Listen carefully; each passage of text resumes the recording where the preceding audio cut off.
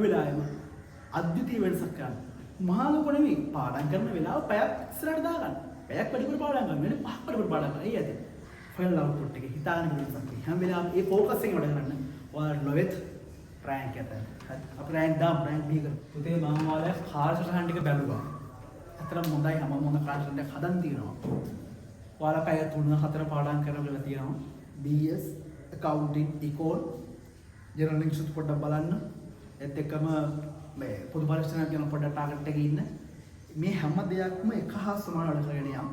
Rank තමයි මෙතනින් දාන්න ඕන. රෑන්ක් ටාගට් කරමු. අනාගතේ ටාගට් කරමු. රයිට්? නිකන් වාරේ භාගයක් එහෙම නෙමෙයි.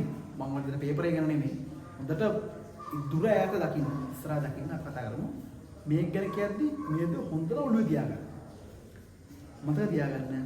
එක පොඩි අද්විතීය වෙනසකින් පුතේ ඔයාලට පුළුවන් ඔයාලා හිතා ගන්නවත් බැරි මට්ටමේ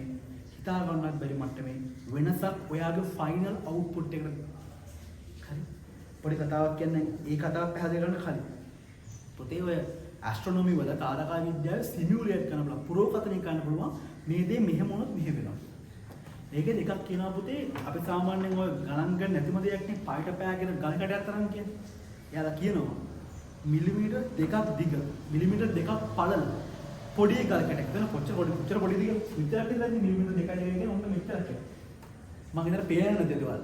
ඒකට ඒ වගේ ප්‍රමාණයක ගල් කැටයක් අභ්‍යවකාශයේ ඉඳන් ආලෝකයේ වේගයෙන් පෘථිවියට එවුවොත් එහෙම පුතේ ඒක පෘථිවියේ වදින වෙලාවේ ඇතිවන ඒ පීඩනය ඩයිනමයිට් කිලෝ 2,50,000ක එකවර පුරවයි කියලා කියනවා.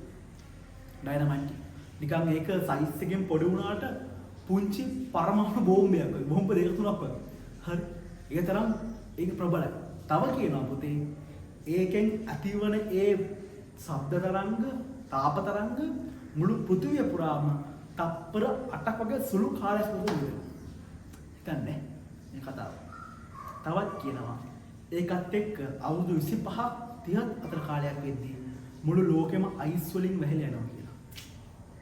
දැන් කොච්චරක් නම් ප්‍රබලයිද කියලා. මොකද උනේ පුතේ?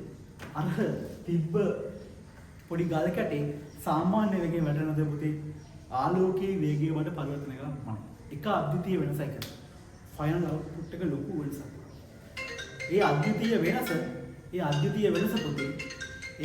වෙනස ඔයාලා පාඩම් කරන පැයක් ඉස්සරහට දාගන්න.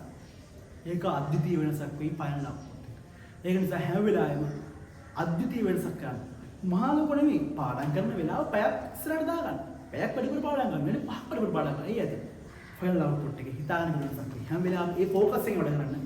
ඔයාලා ලොවෙත් රෑන්ක් එක. හරි. අපි රෑන්ක් දාමු රෑන්ක් B කරමු.